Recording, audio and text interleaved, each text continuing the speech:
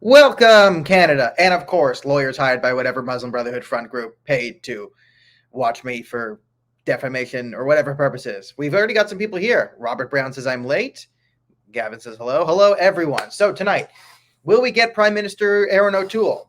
There is one man staying up late every night, working really, really hard on the O'Toole campaign, and it's paying off. And I've criticized O'Toole a lot, but his choice to hire Justin Trudeau as his campaign manager and personal assistant seems to be playing dividends. No one would have thought they make such a great team, but it turns out they're quite good. Now, I don't have any information showing that Aaron O'Toole is paying Justin Trudeau to do exactly what he's doing. I just think there's no way that anyone could be that stupid. But Justin Trudeau has surprised us before. So welcome, everyone. Remember to push the buttons, like, share, help us out, do all the things. All right, so the number one story that I'll go into is sort of like election breakdown. Who's saying what right now? What do the platforms look like? What are the choices? What's everyone saying? We'll do that. Because the Liberals just released their platform today, and their platform has words. There are words in the Liberals did write words down on a page. So everyone, stop what you're doing and start clapping because the Liberals knew how to write down words. They did a very good job with all their word writing. It was very hard and very scary, I'm sure, but they did it. They wrote down words into a pile of incoherent drivel, which is what they usually do, and we'll break that down now. So for yesterday's TNT Live episode, we did a full breakdown of the platforms that were out. We roasted the NDP, and we sort of did a read-through of the Conservative Party platform. So if you want to, I could just summarize that show episode up for everyone who wasn't there within like a minute. The Conservative platform is a C-. It has Aaron O'Toole in various magazine pose pictures. Good job on Aaron O'Toole for getting in shape to do the magazine cover shoot. Good job. The platform itself is professionally put together. It says absolutely nothing in, a lot of pages, but a very detailed explanation of how they will do nothing. It's perfect, Canadian political drivel travel. So that's the Conservative platform. C+ because they actually got their homework in, and that is by far and away the best grade they're getting, or anyone got. Then you have the NDP, and the NDP's page was just different pictures of Jagmeet Singh, just like Jagmeet Singh grew up being different. That's why he understands Quebec. Jagmeet Singh and Quebec are the same. He's basically a francophone. It was pretty hilariously narcissistic. Every time it talked about policy, there's no actual policy. It would be like, what do the NDP say? Stuff like, make sure that we can push for justice. Like, get a committee. If they ever had to deal with a complex issue, it'd be like, get a committee together to determine how to maximize social justice as it pertains to this particular issue we want to pander over. That's the NDP platform. Here's some pictures of Jagmeet. Or is it Justin Trudeau in a turban? We don't really know. Here's a picture of Jagmeet or Justin Trudeau in a turban. We're not sure. One of the two, basically the same thing. Also, we will just the NDP will put together 8,000 different task force. Like they'll create a task force to look for another task force to implement force in task form. That would be the NDP platform. I didn't know the stupid issues, but right now I'm struggling with Ford releasing a stupid truck. Is that the Ford Raptor, like the LGBTQ Raptor one? Yes. Everyone comes to this show for my extensive knowledge on trucks. That is the number one thing I am known for, is my truck-based breakdown. You want lots of torque and lots of horsepower, right? You want about a 5-to-1 horse to torque ratio. That's you want about 57 cylinders. You want more cylinders than torque. You want lots of cylinders and torque. Torque your cylinders into a truck. Okay. No coverage, worldwide walkout of the nurses across Canada. Yeah, this is the type of stuff we're dealing with. And this will be like the last story is all this stuff. The vaccine mandates, everyone coming out, like, what does the science say? What's everyone saying? And all the problems with it. The first one is like, okay, so I found this article. It's a long article from Maclean's. It's really good. So I'll just throw it in the chat if anyone wants to take a look at it later. Okay. So It's the Maclean's one. It's a liberal platform, the liberal platform for Carpe Diem. It's very clever and snide, but this does a great job of actually breaking down the liberal platform into what it is now. So this guy, Justin Ling does a pretty good job of sort of basically cutting to the crux of what this liberal platform actually is. Now he goes over like, wait,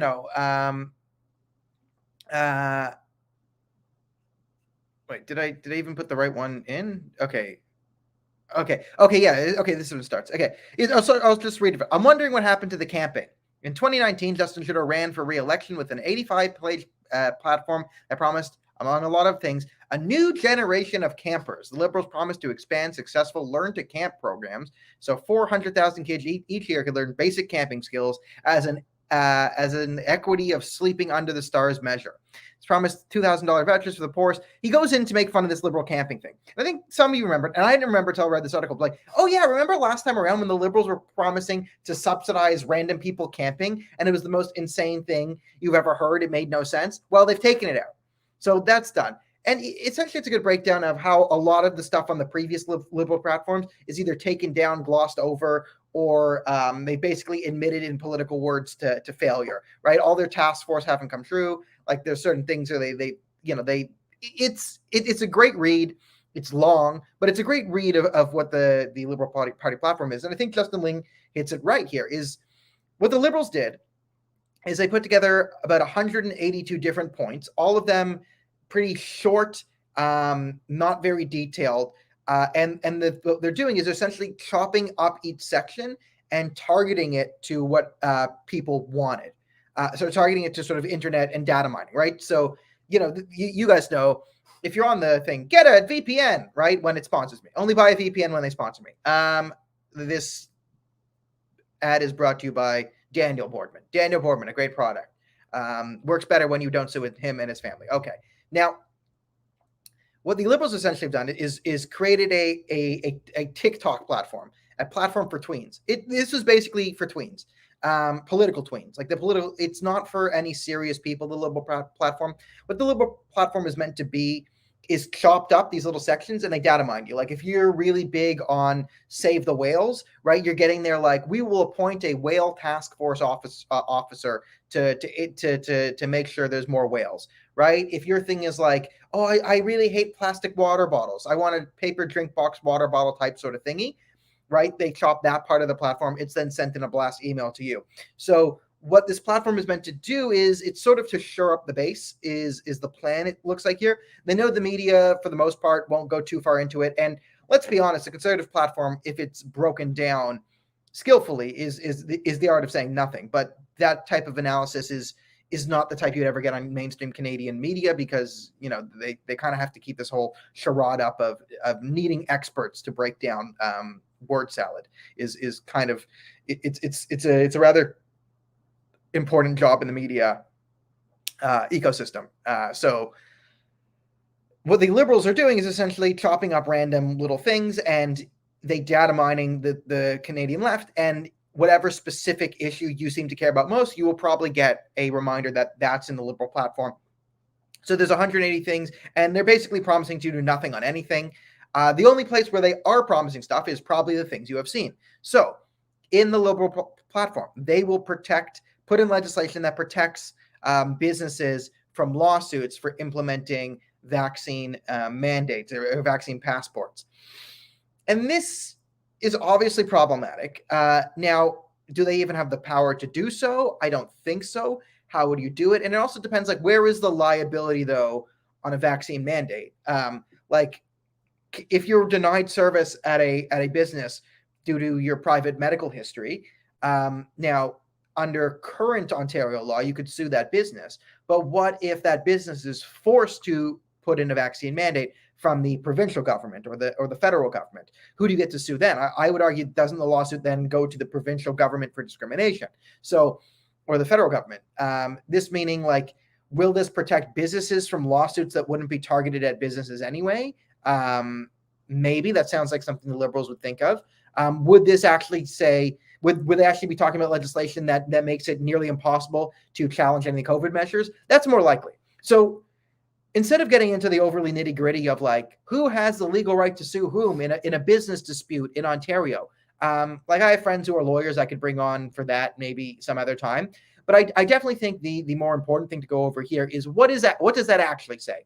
Because the Liberals don't actually do any of the things in their platform. But what can we intuit from promises like this? And I think it is a reasonable deduction to make off of the liberal platform that they are going to make sure that the COVID measures basically ignore civil liberties concerns and basically steamroll people who have civil liberties concerns over vaccines and vaccine mandates and any type of COVID measures. That's, I think, really what the platform says. The platform is to the people who are afraid on the left, who are spreading the fear, who are terrified of their shadow. And I think this is really a carrot to them saying, we will get the bad guys. There's some bad guys going around who don't believe. There's some heretics. Essentially, this is witch hunting. This is a rather religious movement. In it, I mean, COVID the COVID thing by now is at the point where it's at religious argument level, right? But medieval religious argument level.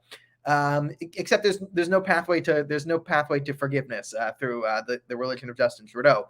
Slight differences with our man Yeezus there. But anyway, what you're really seeing here is what the Liberals are trying to say to their supporters is there are dangerous heretics running around Canada. They're in this, where are they right now? They're on Daniel Boardman's YouTube and or Facebook video, and they're conspiring to live their lives and hug their kids and, I don't know, mow their lawn like animals.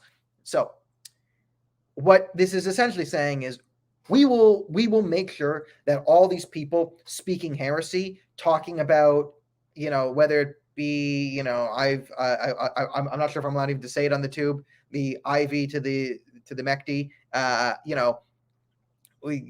different, treatment cures. Like, we'll even be able to say that vitamin D is good at preventing COVID. Like, vitamin D is a great vitamin. Like, I grew up being raised by two doctors, like, especially in Canada. Have some vitamin D. It's good for you. Will, help your neurological system. It's good for a lot of things. Like, will you only be allowed to say the government mandated, COVID propaganda? And essentially that's what they're pushing out there is there's a lot of people scaring you with misinformation. There's a lot of people who are just speaking straight heresy. And part of this religion that the Liberals have concocted and the wider, we can say, globalist COVID establishment, the World Economic Forum, Fauci and friends. What essentially is being pushed here is heresy is dangerous. Okay, there are blasphemers and they can corrupt you. It's it's the witch hunt type stuff. It's medieval religious demagoguery, right? This is one of the reasons why Christianity gets it so hard in the modern day is because 800 years ago, this is how Christianity acted in some parts of the world. It isn't like that today, but 800 years ago, religions were kind of like this. But today we have a COVID religion that is like this, where you're seeing this hate speech, heresy, misinformation. It's dangerous. It's so dangerous that it takes away your rights, right? So the libertarian sort of, the right for your fist ends where my nose begins, like that type of thing, right? Like, you have the right to do whatever you want with your body, but once you punch me, you're violating my right? This is the sort of libertarian principle there. That's thrown away there and saying, you disagreeing or by disagreeing with our thoughts on COVID, that's the equivalent to a punch. That's dangerous. You're getting people killed. This is now the new. This is not even new. This has been over a year now. We've been going on this, but this is the new religion, and heterodox thinking in COVID is the new heresy, and heresy is dangerous. So it's not like I mean, the Taliban would say blasphemers must be killed. The Liberal Party would say blasphemers must be put in jail or pushed to the margins or exiled or lose their social media platforms. But blasphemers must suffer the consequence. Now, I hate, crass comparisons to the Taliban, which is why I dumped down there. But this is where we're going. All right. People going in. I mean, controlling everything you cannot control. You cannot say. let's just skip to the vaccine passports. Let's blend the first and last stories together because we're going on the vaccine thing, and it's pretty important here. Remember to like and share the video. Also, pushing all the buttons really helps the video out. So remember to push buttons while I ramble on. Okay. Okay, we're on. Yeah, people talking about suppression in the United States. It's insane. Well, welcome to Canada. I think someone brought up Bill C-10 and Bill C-36 earlier, and yeah, we have crazy stuff. So Doug Ford has come out and said, he tried to do vaccine passports, but the feds didn't do it, which completely contradicted with his excuse from before, which is, I don't want to do it. Maybe the feds will make me do it, and then the feds will force us to do it, and then, oh no. So this shows that Doug Ford has never really had any conservative ideology. Rob Ford was the good one. Rob Ford, our boy, may rest in peace. Doug Ford doesn't have a conservative bone in his body. Doug Ford's just in it for Doug Ford. Doug Ford's in it to, enrich himself or whatever. Doug Ford is now pro-vaccine. Vaccine passports are going to come all throughout Canada. Aaron O'Toole's not going to stop it. Doug Ford's not going to stop it. Aaron O'Toole can't come out forcefully for the vaccine passports right now because the polling says that that certain people voting conservative right now still think he's conservative. So there's a certain amount of people voting conservative that still think Aaron O'Toole is a conservative leader of the Conservative Party, and Aaron O'Toole might have some civil liberties concerns, which is why he hasn't really said anything on the issue either way, because he doesn't want to alienate any, quasi-centrist people who want authoritarianism, and they want to. There's people who say, oh, Aaron O'Toole, he's very reasonable. He would destroy civil liberties in Canada. Maybe I'll vote for him instead of Trudeau. And he also wants to keep the reasonable conservatives who are like, Aaron O'Toole is not Justin Trudeau. He won't just throw away all our civil liberties. He's on the blue team. So he wants to keep both of those parties happy. So he's just not saying anything, which means if he's not saying anything, it means he's going to end up doing something that we're not going to like.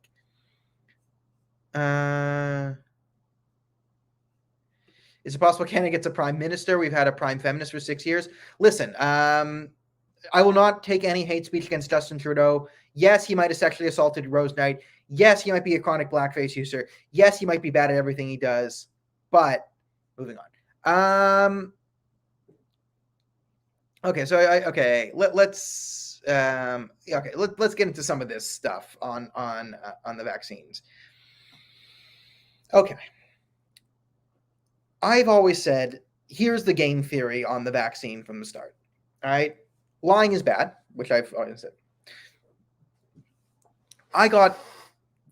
So I'll go through my game theory. I'll say what I've done, my decision is, and the game theory behind it, and the decision-making matrix here. I have 2 shots. I'm double Pfizer. So I'm fully vaccinated. I'm allowed to travel. I would qualify for the vaccine passport right now, although I'm not going to get one because we'll go into that very soon.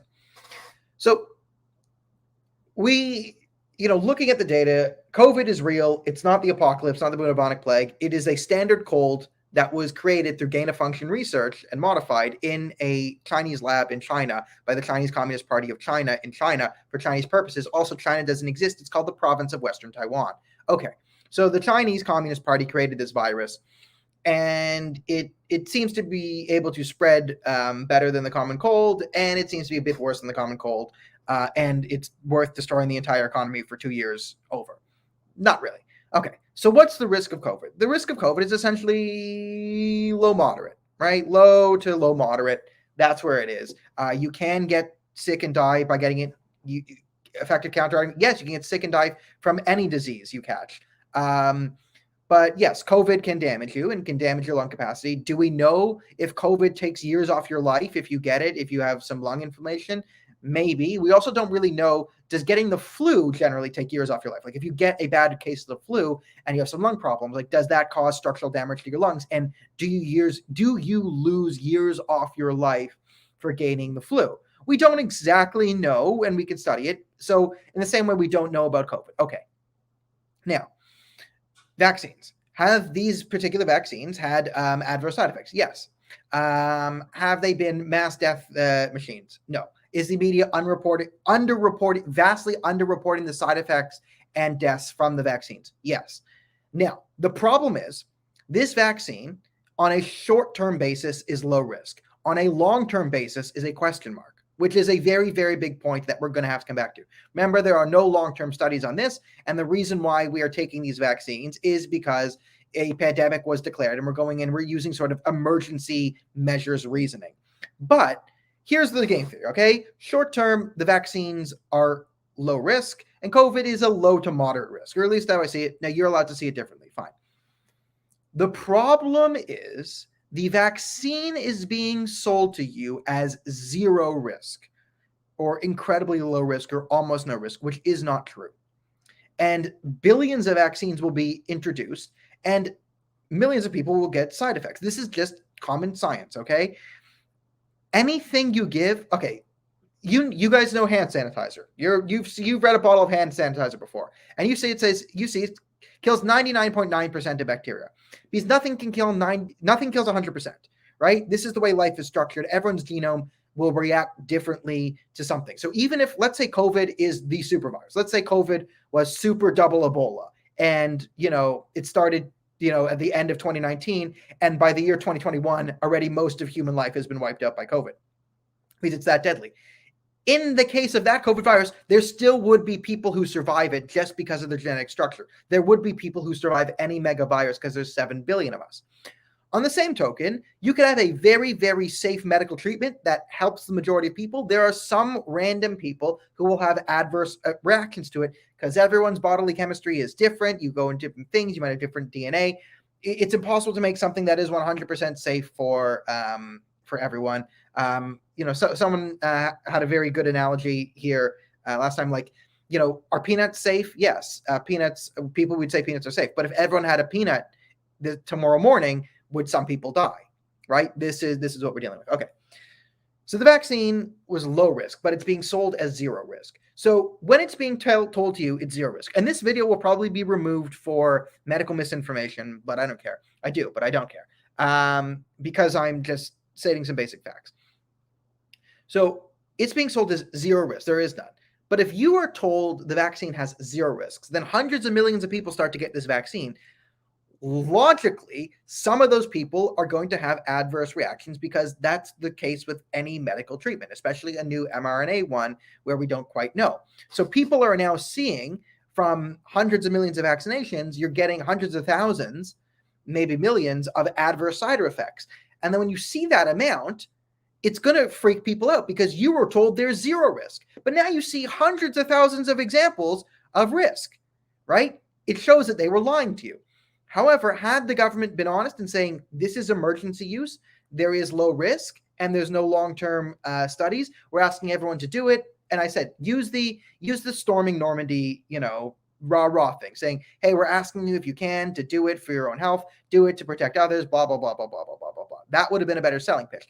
There's a huge, huge, huge, huge problem now with vaccine mandates and vaccine passports. There are no long-term studies on the mRNA vaccines. None. This vaccine was created in an emergency over a year to fight a specific disease. It is a marvelous scientific accomplishment that we were able to get something this quickly. It's pretty good on humanity's scientific capabilities. High five us. The problem is this vaccine would never come to market in normal times because it still needs years more of long-term testing before we can consider it safe. It's a new type of treatment. We do not have long-term data on this. You can infer that it's probably going to be fine long-term, but we don't know.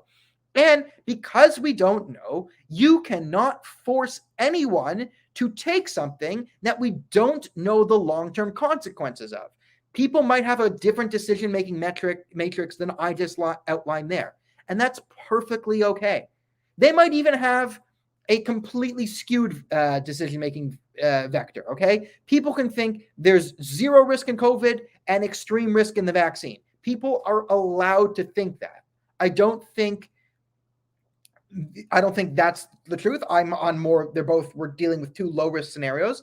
And you can say by getting the vaccine, if you help go to herd immunity quicker, we can get through this. Okay, fine. I'll take the risk. I'll take the long-term risk. I've chosen that. All right. So that was the decision matrix a couple months ago for like getting the shots. But now there's a whole new thing with the booster shots and the vaccine passports. And this drastically changes my decision making metrics here, and the decision making metrics on the vaccine boosters are a bit more complicated. So what is the highest risk, right? If we're talking about like, okay, long-term vaccination versus COVID, like I would say, I already have some COVID antibodies. It looks like natural antibodies are fine. I'll get my antibodies. And look, it doesn't, like, the other thing we have to talk about from these studies, it looks like you still carry the same viral load as a carrier, vaccinated or unvaccinated. So you're not actually protecting the man next to you. This isn't sort of a Greek phalanx, which might be another reason to get the boosters, if there's more data, right? I think most of us would feel better getting it, or be easier, or it would be easier to guilt you into getting it if there was studies that said you get the vaccine, and if you get COVID, you only have 1/4 of the viral load that an unvaccinated person would have. That's not the case. You both carry the same viral load. The people who are vaccinated tend to have less adverse reactions and end up in the hospital at lower rates. That's what we know. Okay, so it doesn't have that sort of phalanx element to it where, I'm protecting my grandmother, I'm protecting my neighbor, I'm protecting everyone by getting this. That's not really in the decision-making metrics. It's really just an internal thing. It's, should you get it to protect yourself? Now, there's the argument, the counter argument just against this is, well, we have socialized healthcare, and you are being selfish by getting it and ending up in the hospital. You're depleting resources that other people could be using, and you're hurting our hospital system. Okay, then we also need fat passports, right? Then no fatties, right? Then we can just say no fatties places, because you're being fat. You're putting extra burden on the healthcare system. Again, this is the refutation of that. So what is the new decision-making metrics with the boosters and the vaccines and all this? Okay. The risk of COVID and the risk of the vaccine probably remain in the same place. Now, I would move booster shots up a bit in risk than the standard shot, because whatever potential long-term effects or unknown effects, the more and more mRNA vaccines you take, it sort of increases the probability of the unknown happening, because, again, these have been sparsely tested. So the lower end amount of testing, right? Most people would have been injected once or twice. The problems that could come from overdosing on the vaccine or whatever it puts into you, they might become more prominent the more doses you take. So the risk from the vaccine actually goes up slightly for the booster shots. But I don't think it goes up so much higher that that's really changing anything. But I'm just saying that those two things actually remain rather similar, right? The risk of COVID and the risk of the vaccine are relatively the same where they are before. However, there is now new risk that needs to be assessed on the vaccine passports, and that is the risk of government tyranny, technocratic authoritarianism, whatever you want to call it, whether it be through the government or the pharmaceutical companies. The risk of abuse of power and loss of civil liberties, the destruction of our way of life, whatever you want to call that thing, that's actually a moderate to high risk here. So COVID, low to moderate risk, vaccine, low risk, but continuing with the boosters has a chance to enable something much, much more dangerous, which is technocratic authoritarianism or government overreach or, pharmaceutical, enslavement of our country. A lot of these things, okay? So there's so many. Okay, I have about 8. It's going to be hard to parse out because I have 8,000 problems with the vaccine passports, okay, and the vaccine mandates. One, the big one is there's no long-term studies. So some of you here probably unvaxxed, some of you here vaxxed. That's fine. To the unvaxxed people here, no one, I think, can tell you that we know the long-term effect. And I think that might have been one of the reasons why you chose to opt away. And I think that's a very, very reasonable reason to opt out of a specific treatment. There's no long-term data on this. I feel uncomfortable. That's a legitimate reason. I think everyone, no matter what it is, there might be an anti-vaxxer here who was anti-vax before this vax, has absolutely crazy thoughts on all those things. Fine. But the fact is, everyone has a legitimate reason to refuse this vaccine, and that is there is no long-term studies. You cannot convince me that is not a legitimate reason. That is. Okay.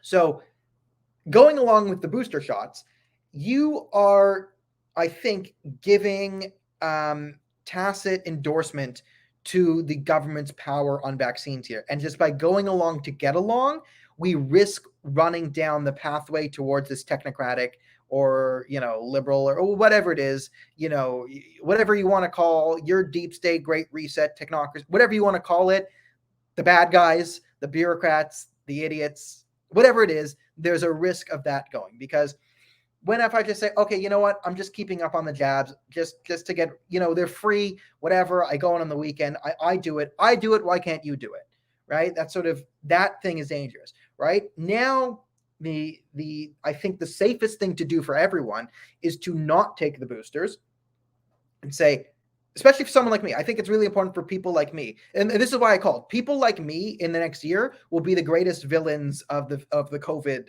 era. Some of you might be unvaccinated and they'll do whatever they want and they'll keep screaming at you.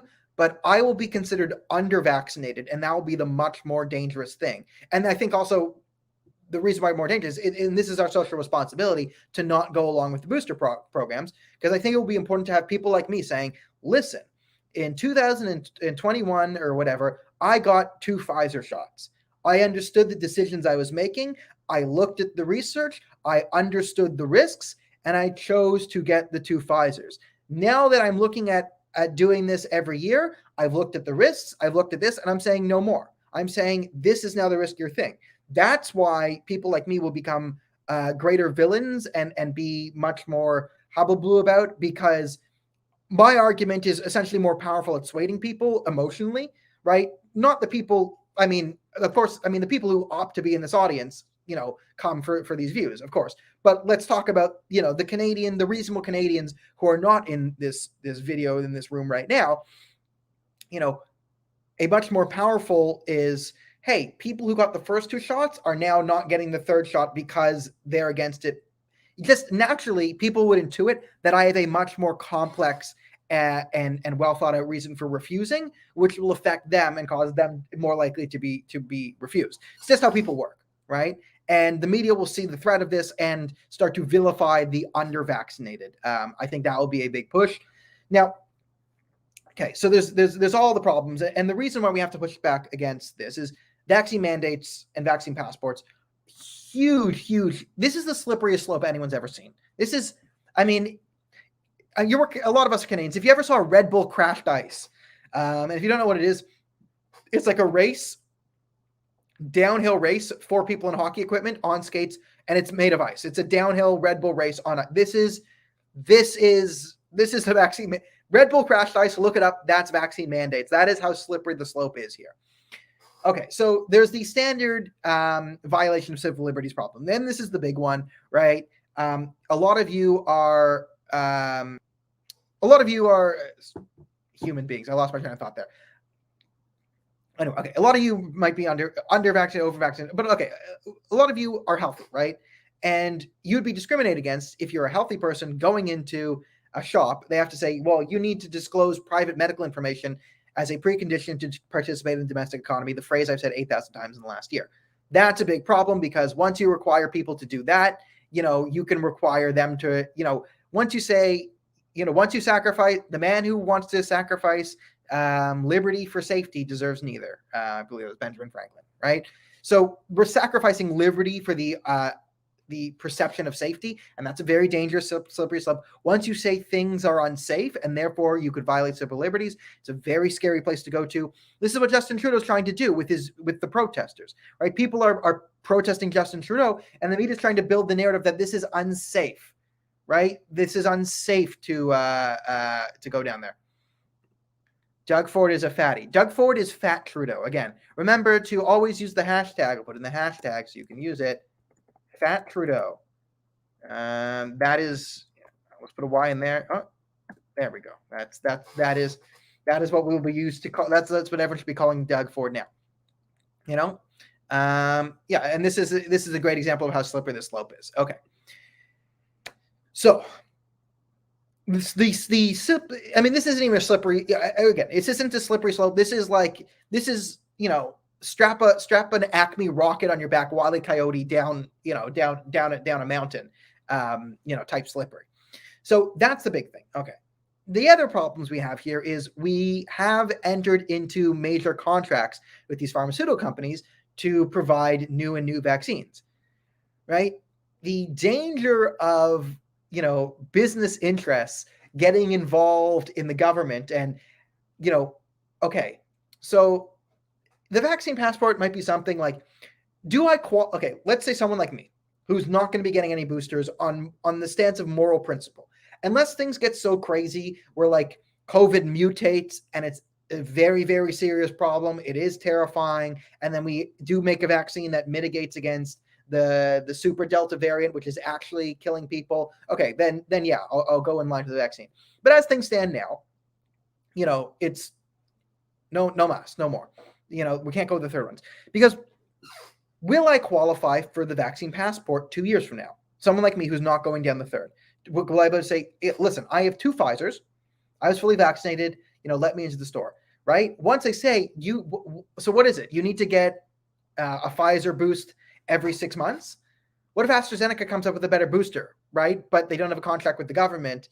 And then the government can start to say, well, you now need to get this brand of shot in order to qualify, right? This is a massive cash cow for the pharmaceutical companies. Pfizer, Moderna, AstraZeneca, all these major pharmaceutical companies have huge incentives to make sure that their products are included in the vaccine mandates and the vaccine passports, and massive incentives to make sure the vaccine passports the government puts out have a time span where, like, the pharmaceutical companies have a huge incentive in arguing that I don't qualify for a vaccine passport next year.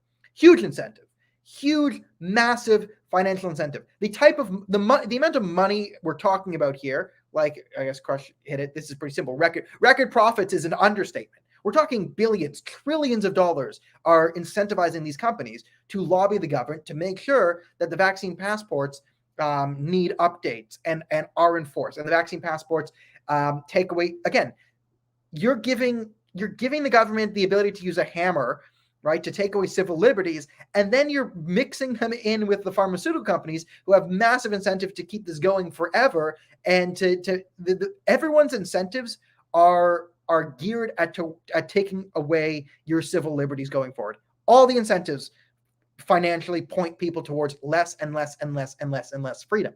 This is a major problem, which is why it's important that people like me, the double vax, don't get revaccinated. Because yes, there is risk to COVID. Yes, there is risk to the vaccine. Talk about them. Low to moderate and low risk.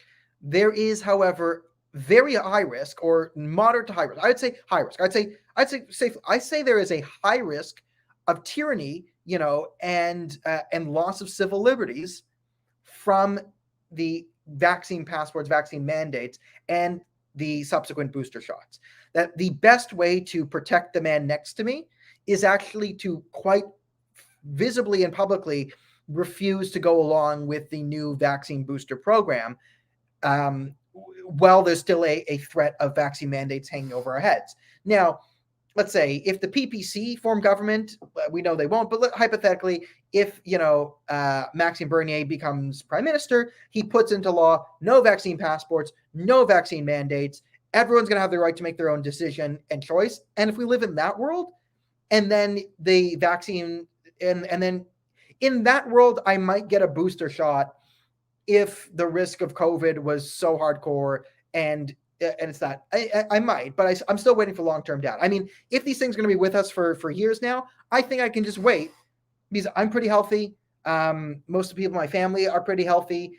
And like, if we continue to go along with this, like, we'll never see our grandmothers again if we keep going down and down and down and down this road. So, like, no, like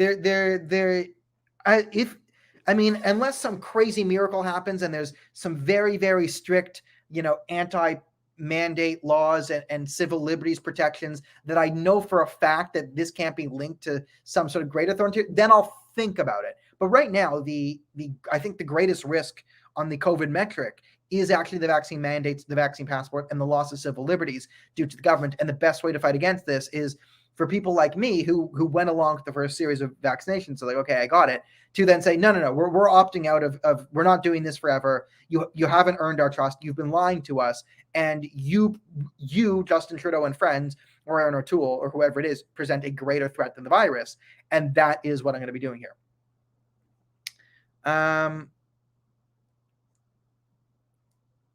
And then, we have social, again, this is a slippery slope here, the social credit system. This is the slope that we slip down to, and where it's China, and we have a social credit system. People should be able to decide. People should be able to decide what they want to do. Okay. Now, Doug Ford has said he wants to bring in the vaccine mandates now. It looks like in Ontario, in movie theaters, restaurants, and somewhere else, will we have to show proof of vaccination to get in. I think the play here is just not to get it. I think the best play here is opt out of it. Someone like me who has the 2 vaccine passport, like I do qualify for the vaccine passports now. I'll be honest. I'm going to visit my brother, just had another baby, and it's really cute, and I want to see it. And he lives in Yellowknife, so I will play the government game to go see my new niece and help him out with the baby next month.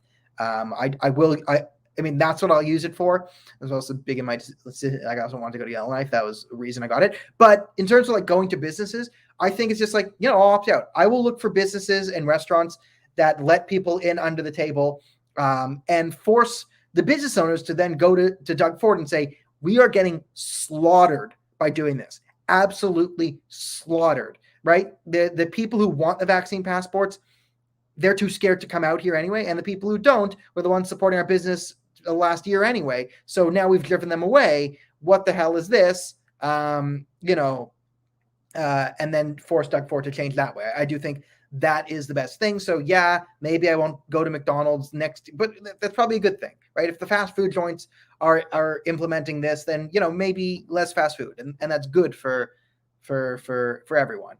All right. That's is there any other area that needs to be covered on vaccine mandates? We covered Doug Ford's flip-flopping, blaming on the feds, blaming not doing it on the feds, then blaming doing it on the feds, or vice versa. It's insane. This is the thing. Most people are the same. They'll use these things when they need to, but no one believes it. They'll still do it. I'm only really using it to go to Yellowknife. That's good. And there's a lot of businesses, 100,000 plus PC businesses are against it. Business owners are of course against it. Unions have come out against it. This is, I think there'll be strong enough opposition to this that we go there. And the other thing, I think we covered this, but we need to talk. I think the last area on the vaccine passports is, with the science showing that you still carry the same load. If you're vaccinated, having other people around you, vaccinated or unvaccinated, seems to carry the same risk, right? The increased risk seems to only come onto the individual person themselves. Like what the COVID vaccine seems to do is, if you get COVID, you are less likely to develop a severe case. That's what it does, right? Again, let's say the two, we're going on a date, me and someone here who isn't vaccinated. We're going on a date, or we're going on a date, but we're going to 2 different restaurants because we're cool like that. I have COVID. We both have COVID. Like, I might present less symptoms than you, but we still have the same viral load going around us. So we're still equally as dangerous to the people around us, which meaning, like, if you're like, the people, I don't want to go anywhere where someone isn't vaccinated. That isn't a scientifically literate thing to say at this point. But again, scientific literacy, that's not what this whole science thing is about. Who would want science in their science? Okay. So I'll address this. Okay, so let's at least talk about what they're saying, though. So the vax representative of Israel, the new variant. Okay, so the claim they're making, so pharmaceutical companies and the Fauci, let's at least steel man their claim, so we're not yelling around it like they do to us. They're saying that immunity wanes after about 8 months is the claim they're making. So Israel being vaccinated first and being done for the nearly 8 months, they're saying that the immunity it gives you is waning, and this is why we need boosters, right? The boosters would just re-up your immunity after the 8 months. This is the argument they're making. It's not that they don't work; it's that they wane after 8 months or so. That is the argument for the booster shots. Now, do we trust anything the medical community says at this point? You shouldn't, because even in Ontario, the Ontario Medical Association issued a kill order. They said any doctors who disagree with like standard medical, like, any doctors who like disagree with like the experts or what is deemed to be like the right medicine can lose their license. And that's not how medicine works, because like, there's always new areas of treatment. Like this is new treatments. People push new treatments. They try and they're debated and they're thought about, and people argue them at different conferences, and you think who's right. And then, that's, things advance. But there's no more of that any day.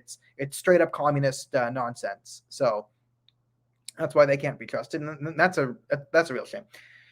All right, so let's go to a place that is at least more messed up than we are. The Talibros, Joe Biden's Talibros. We have to talk about this because it's such a moral catastrophe what's going on in Afghanistan. So everyone, remember, like and share the video. It really helps. If you like the video when it's live, it really helps me by pushing all the buttons. So thank you for doing that. Thanks to everyone commenting. We're going through the comment now. All right. Afghanistan, Joe Biden. I think a lot of us understand by now that the withdrawal and the pull out of Afghanistan was poorly done. There is no excuse for thinking the Afghan forces would hold off the Taliban. I've gone over to why that never happens. It's silly. We all knew it was going to collapse. Joe Biden let it collapse. First, morally inexcusable thing is you knew Afghanistan was going to fall and you didn't get your men out. Shame on every single world leader who didn't get their people out before allowing the country to collapse. Justin Trudeau, Joe Biden, shame on you. There's worse for Joe Biden. That's I like the come on, man. Joe Biden, vote Biden. We can sniff victory. So Joe Biden was probably sniffing some little girl's hair while I don't know, Kamala put together the Afghan plan, the Afghana plan. I'm enjoying this. The Talibros Afghana plan. Okay, so we all know the Taliban, our brothers, your brothers and my brothers, the Taliban, have now taken control. A couple things. There is no such thing as the moderate Taliban. The Taliban are terrorists. The Taliban are Islamo-fascists. And the Taliban are now murdering people willy-nilly. The other thing I'll say. People can be against war. You're not a bad person for being against war. You're a bit of a damn hippie, but everyone's allowed to be their thing. You can have criticisms of the war of Afghanistan. You can do whatever. But do not pretend that Joe Biden ended a war. Okay? That's a very, Western-centric, white people-focused thing to say. What I'm saying there is, you can end your involvement in the war. You are not ending the war, right? If we just, if in 1943 we just retreated from Europe and ran away, and said, "Oh, we're not fighting the Nazis anymore. War is over." Well, no, it's not over. The Nazis still go rampaging across the world, and other people have to suffer the consequences. So the war isn't over for the people in Afghanistan getting slaughtered by the Taliban right now. Ilhan Omar and Rashad Tlaib and the progressives in America can say, "Oh, we've ended the war. Wars are bad. America's bad. Taliban's good. Hamas is good." It's like, well, no, the wars aren't over. So you can be against the war in Afghanistan. Like, there are a lot of legitimate reasons to have there. I just do not like pretending that the war is over because we ran away. It's not over for the people there. Like, we didn't even a combat mission for over 10 years. But here we go. Something with SNC Lavalin. Okay. What do you think about Ukrainian pulling out our Canadians? Oh, like the fact that we have to rely on other countries to do it, like thanks to Ukraine. And also, shame on Justin Trudeau. Like, you get your people out. Secure the friggin' airport. How was the airport of Kabul not secure? Like, how could we not secure the friggin' airport and, let ISIS and the Taliban, both sponsored by friggin' Pakistan, go killing each other? And then Pakistan's a big problem. Pakistan, we have to do something about Pakistan. Like, Pakistan can no longer, the alliance with Pakistan is now, it's now over. I'm declaring it over. It still exists because we're idiots. But, King of the world, Prime Minister Daniel is ending our alliance with the Taliban. That's that's where we're at now. Okay.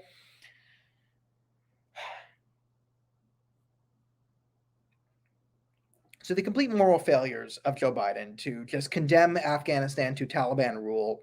There is a non-combat mission. I've said how I think Afghanistan's gone. Like, listen, I think this is the lesson the West needs to learn, and it's a hard lesson.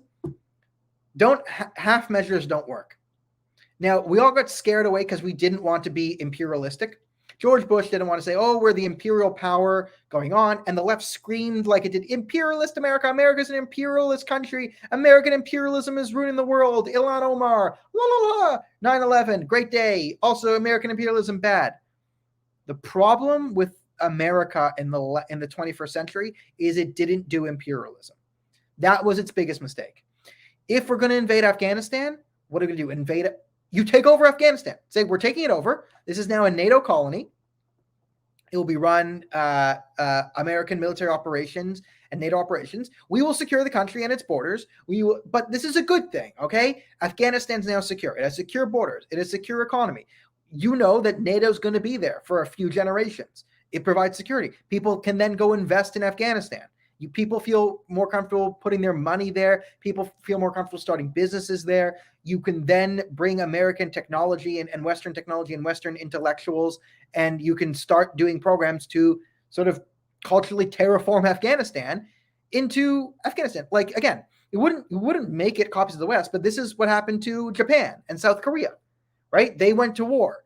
American came in. They had to administer the place and shore it up. But after a few generations, of being raised around Western ideals, the countries flourished. And it's not like South Korea is like the West. South Korea is a very different culture, a very distinct culture. They weren't ruined. South Korea was clearly saved by NATO forces coming in and stopping the Chinese commies and their commie allies from taking over. So that's what should have been done in Afghanistan. Now, here is the worst thing that Joe Biden has ever done.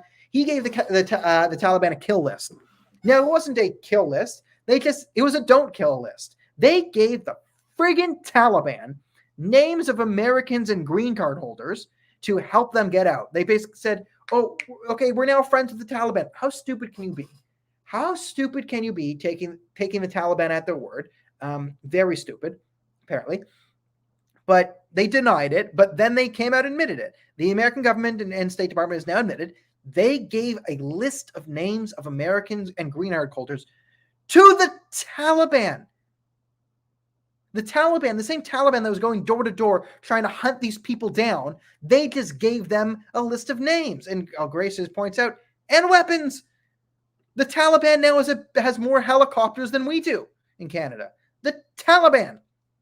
Now, the hope we have to have is the Taliban is so backwards that, it takes that these helicopters require a lot of maintenance and that they won't be able to maintain the American. So there is a slight gamble. I don't think they're making it a gamble here, but here's a bit of a military gamble that you can make with the Taliban here and sort of ignoring them for a while. The problem with the Afghan forces, and I went over this, is when we left all this equipment to the Afghan forces, like you can give top grade military technology to the Afghan army. The Afghan army is still filled with Afghans. Let's be honest. And, take that for however you want to take that. But I used to say there's not a lot of high skilled labor in Afghanistan. That's what I'm pointing out. Okay. Not a lot of engineers. And in order to use high grade military technology, you need a very capable population, right? So Canada and America have the type of population where we can produce pilots, co-pilots, navigators, technicians, mechanics, everything, the entire infrastructure needed to keep those helicopters in the air. Because keeping the helicopters in the air is a lot more work than just putting gas in the tank, right? There's a whole specialized crew you need to keep them flying.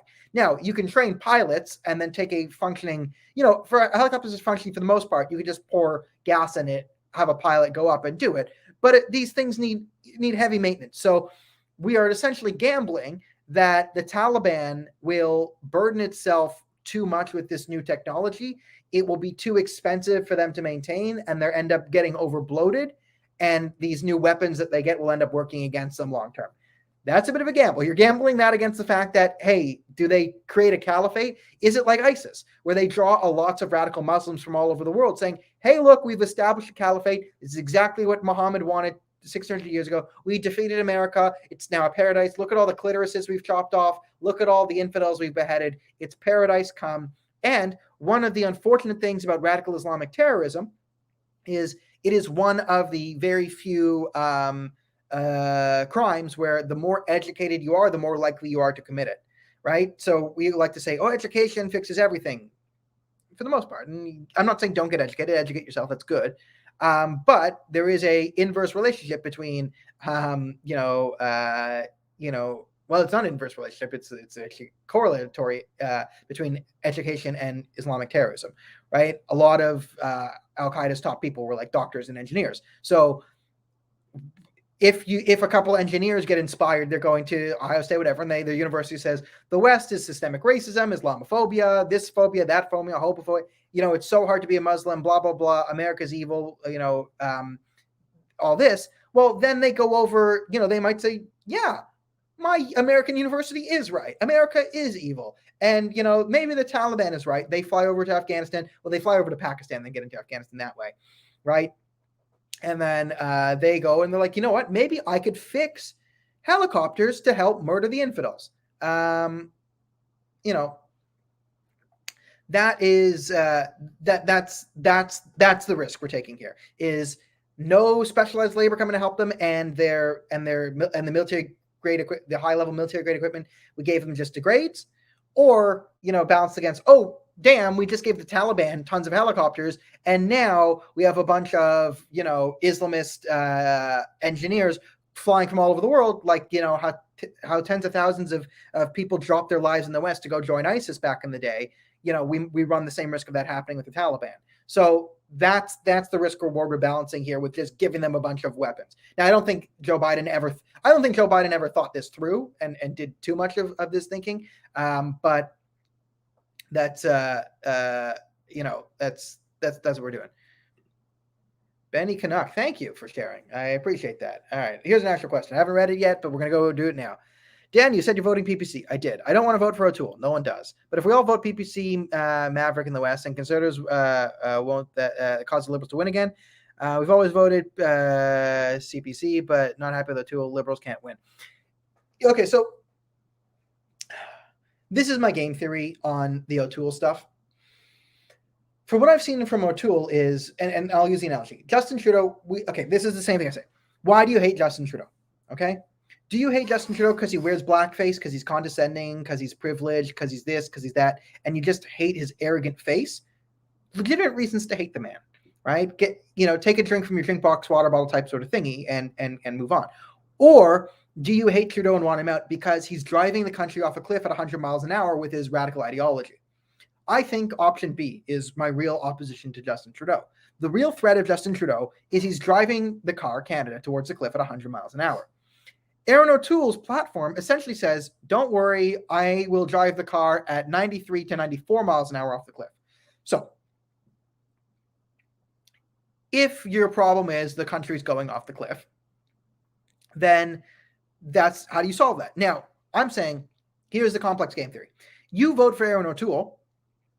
If Aaron O'Toole wins, well, then you have the Conservative Party taking over the car and driving it to the cliff at 93 miles an hour. Now, will we go off the cliff? Yes. Will we go off there slightly slower and than we would have with the Liberal Party? Yes. But the country's still going off the cliff. The only way to prevent that, and the real thing that I'm trying to say is, in my game theory, what I am trying to prevent is the car from going off the cliff. That is my primary concern. If I'm a single issue voter, it's stop the car from going off the cliff. If you vote for O'Toole, the car then continues to barrel towards the cliff. Your gamble in that thing is, we still have a lot of room, which I don't think we do with hyperinflation coming. We have a lot of room that if O'Toole gets in, you then have to gamble that the next Liberal leader is to the right at least of Justin Trudeau. So the next Liberal leader, if it's Chrystia Freeland, whatever, says, well, we're going to drive the car off the cliff at 97 miles an hour, right? She then beats O'Toole. Then your hope is the next Conservative leader is a bit more conservative and says, you know what, 83 miles an hour off the cliff. And then this game continues as Canada gets pushed further and further to the right. I say there's no evidence of that happening. What are the odds that Canada just gets pushed further and further to the right by, entropy on a political scale? No, we've been barreling towards the radical left at insane speeds. See how Aaron O'Toole is already to the left of John Chrétien. That's the Canada we're dealing with. So I say the only way you can possibly get a conservative leader who wins is, or the Conservative Party has to actually run a platform of stop the car and turn it around, right? Turn left, turn right, don't go over the cliff. That needs to be the platform. And the only way you do that is they have to see that their policy of running around people like Aaron O'Toole, who will backstab the base consistently, isn't a viable strategy. They need an actual fiscal conservative in there to get inflation under control. That is, I think, how we stop from going off the cliff. So if I actually think an O'Toole winning is worse for the country than Trudeau winning, I think the best case scenario, the best case realistic scenario is Justin Trudeau holds a minority, but he loses some strength. The best case scenario is the Bloc, the NDP, and the Greens and the PPC gain a bit, and they take that all out of the Liberals and Conservatives. That's the best case scenario, with both Liberals and Conservatives suffer a big defeat and have to reevaluate themselves, and hopefully reevaluate positively. But if O'Toole gets in, then we're stuck with O'Toole, and he will continue to push the party further and further to the left. And as the Conservative Party goes to the left, I doubt the Liberal Party is going to come to the right. So this is the major problem with voting O'Toole in my there. Okay.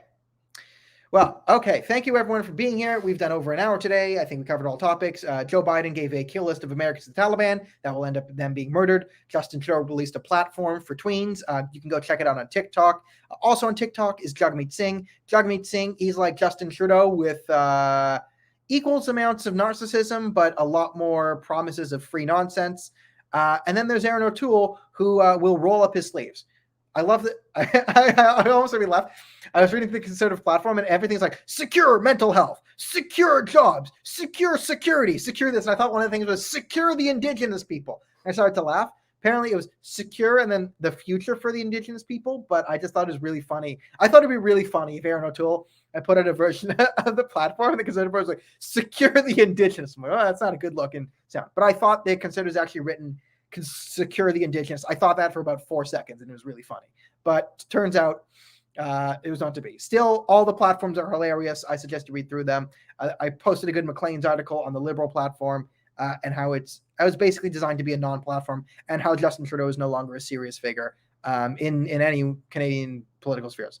Anyway, the election is a cluster fudge. Remember, when you talk about the election, use the hashtag race to the bottom. That is the name of this election. Race to the bottom. Election 44. Hashtag race to the bottom. Hashtag fat Trudeau. Hashtag I'm tired. I'm going to go home. Well, I am home. I'm tired. I'm going to have a drink. I will see everyone next week. Thanks for coming. And thanks for everyone who liked, shared, and watched the video, and Patreon, blah, blah, blah. You know what to do, internet. You're great. I'm okay at best.